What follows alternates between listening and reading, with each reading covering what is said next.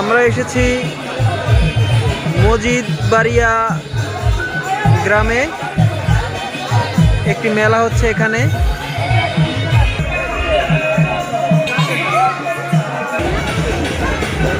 Ride চালু হয়েছে।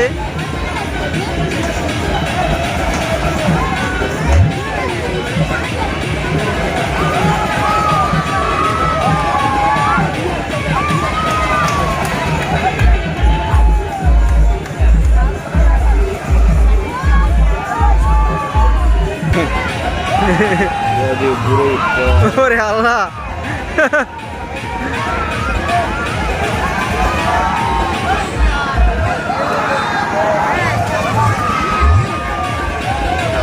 ও মাই god, কই ওরে দেখ আল্লাহ।